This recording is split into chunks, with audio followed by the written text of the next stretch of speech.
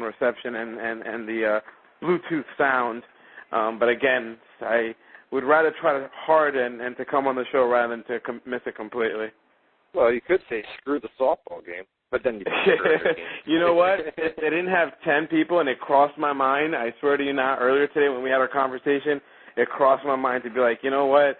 I may not be feeling well, but when dudes sent out the email saying that we have 10, 9 you can play with 9, but you only have 3 outfielders. You have to have 4 outfielders. And if someone injured... We'll let the people know that I gave it to you earlier today. I said, Jose, you're killing me, brother. You're Tuesday night, man. What's going on, man? But you got to admit this, though. I did let you know even before I picked this gig what was the deal. I told you exactly what the schedule was. I emailed it to you. As much as it hurts me for not coming to the show, what it is I guess what it is. Yeah, what it is. The softball sucks. You screw ups every week, Jose. You know what I mean? No. Hey, listen, let's not talk about the staff. Let's talk about right now. Right now. Let's talk about right live, baby, live. All right, couple more matches here. We got the 2 more matches. We had John Cena versus The Miz, which we're probably going to talk a little bit more about because they did the rematch on Monday Night Raw last night, and I just don't agree. All right, you want to give John Cena the win at the pay-per-view, fine. All right, Monday Night Raw comes around. I think The Miz needs to win on Raw. Then Cena goes into another program because based off Raw, my feeling is at the Night of Champions pay-per-view, my feeling is we're going to have a triple threat match with Triple H, Randy Orton, and John Cena. As your feeling, it is. Well, it's a feeling. It's not a confirmation or anything like that. No, it is. They announced it during the tapings, I thought. No, well, next week on Raw, we've got John Cena versus Triple H, and then the winner goes on to face Randy Orton for the title at the Night of Champions pay-per-view. That's our big match for next week is John Cena versus Triple H, and the winner of that. The problem is they taped next week's Raw, and we didn't have a winner during that match. Which leads me to believe that they'll throw both of those guys in the mix against Randy Orton at the pay-per-view. That was just the feeling when I read the spoilers this morning for Raw. That was just the feeling that I got. Where does that leave Miz? And if John Cena is going to go into a main event program, which it looks like he's going to, it wouldn't hurt to let The Miz get the win. Sure, you can have Cena get the win on the pay-per-view. Monday Night Raw during the rematch, you have The Miz get the win, and then you move on from there. Then John Cena goes into the world title picture. You do a triple threat match, and then, The Miz got the rub on Monday Night Raw. I completely agree with you. Even if he cheated his way for a win, if he grabbed the belt or not belt, grab a chair, Cena's feet is on the rope or Miz, something to rub that loss away from that night before. Here's the thing. Next week, because we didn't have a winner in the Triple H John Cena match next week, sorry to spoil it for those of you guys. I keep forgetting, but you don't have a winner there, and the problem is you can't continue to do Triple H versus Randy Orton in one-on-one contests. We are so sick and tired of it. We've seen that how many times in recent months. So the key is you get John Cena involved.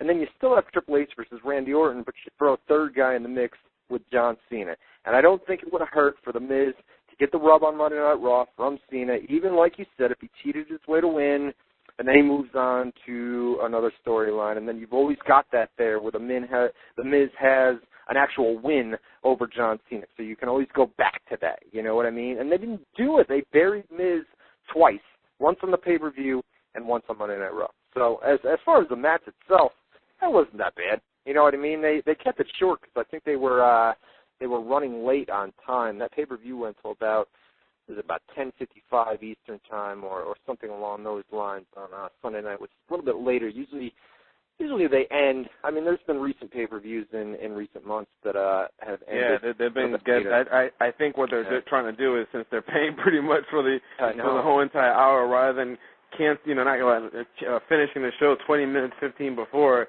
I think they're just not cutting it close to 5 minutes, and it also has to do internally with the live feed, and there's a lot of technical stuff that goes in, which is the reason why that the show usually ends about 20 minutes. But I think now that technology has kind of caught up, and the back end.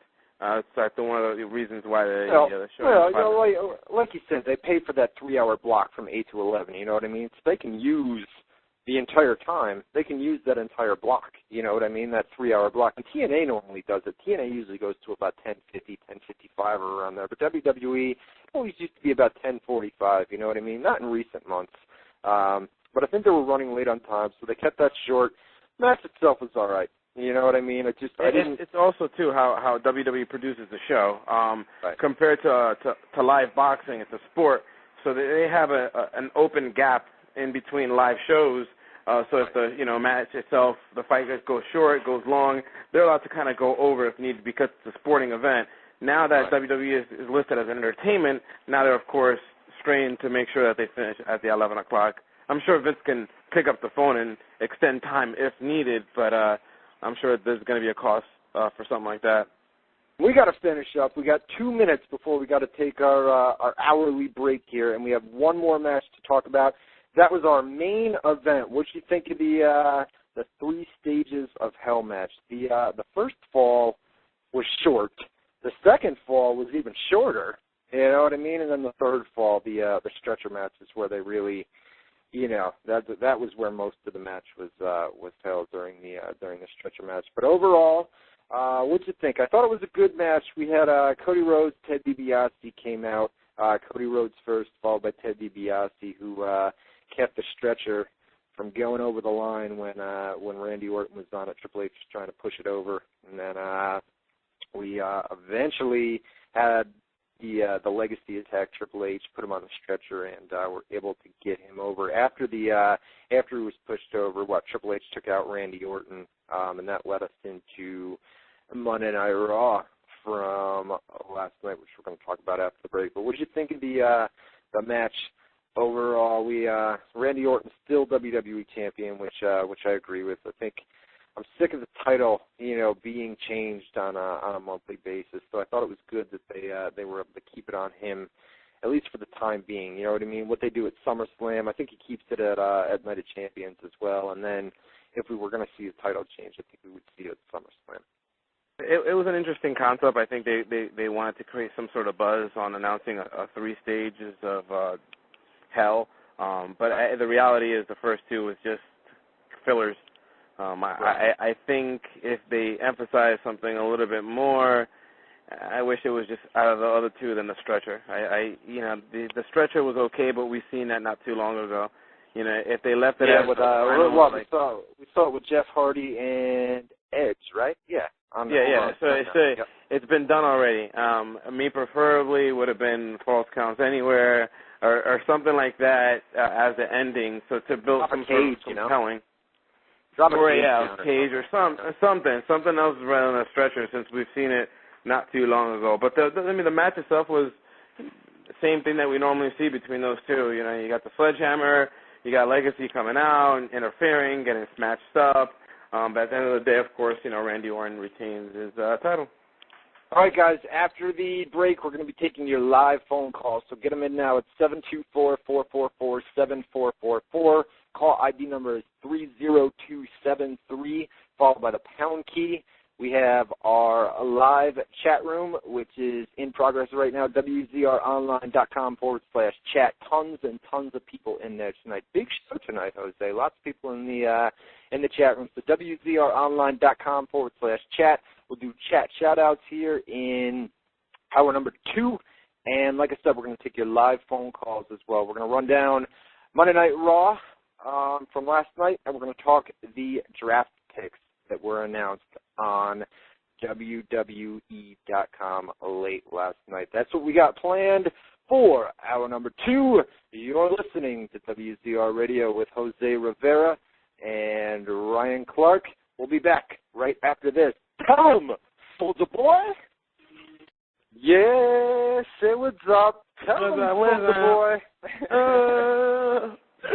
Get money.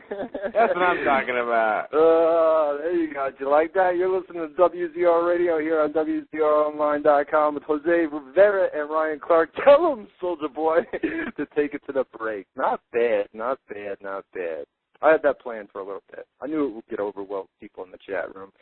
Speaking of the chat room, WZROnline.com /chat. Get in there right now. The live phone number to call is 724-444-7444. Call ID number is 30273, followed by the pound key. I can't